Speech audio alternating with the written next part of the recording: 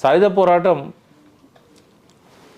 చరిత్రలో కొందరు చెప్పినట్టుగా లేదా చరిత్ర పాఠాలు చెప్తున్న కొంతమంది ఇప్పుడు చెప్తున్నట్టుగా ఇది నిజాంకు వ్యతిరేకంగా ప్రారంభమైన సాయుధ పోరాటం కానే కాదు. ఇది గ్రామాలలో ఆగడాలు చేస్తున్న భూస్వాముల గుండాలకు భూస్వాములకు వ్యతిరేకంగా మొదలైన సాయుధ ప్రతిఘటన. అంటే ఆత్మరక్షణ కోసం, వారిని వారు కాపాడుకోవడానికి, ప్రజలు తిరిగి స్వాధీనం చేసుకున్న తమ భూములను మళ్ళీ తిరిగి తీసుకోకుండా వారి మీద తుపాకులతో దాడి చేసినప్పుడు వారిని ప్రతిఘటించి ఆ విజయాలను కాపాడడానికి ఆ రకంగా మొదలైంది తప్ప ఇది నిజాంకు వ్యతిరేకంగా మొదలైంది కాదు.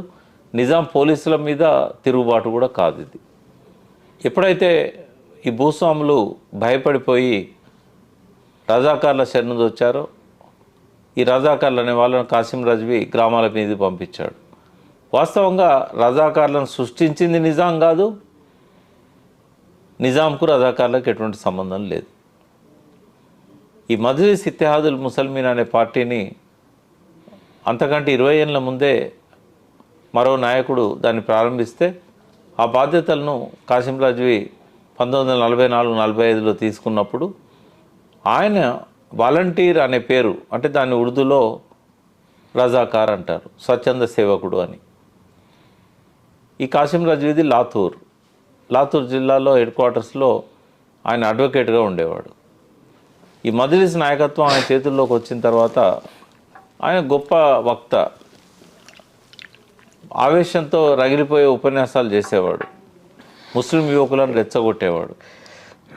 అతని నేతృత్వంలో వేలాది మంది ఆయుధాలు బట్టి రజాకార్లుగా మారారు. ఒకానొక దశలో అప్పటి ప్రధానమంత్రిని పదవీచ్యుతుని చేశాడు. అంటే ఆనాడు నిజాం నియమించిన ప్రధానమంత్రినే రాజీనామా చేయించి 40,000 మందితో ఆయన ఇంటిని చుట్టుముట్టి అతన్ని భయభ్రాంతుల్ని గురి చేసి, చెత్తారి నవాబ్ అనేవారు ఆయన్ని, ఈ చెత్తారి నవాబును భయానికి గురి చేసి ఆయనను రాజీనామా చేయించి పాకిస్తాన్ నుంచి లాయక్ అలీ అనే అతన్ని తీసుకొచ్చి ఆయనను ప్రధానమంత్రి చేశాడు కాసిం రజ్వీ. ఇది 1947లో జరిగింది. అంటే 1947 నాటికే కాసిం రజ్వీ ఒక అప్రకటిత రాజుగా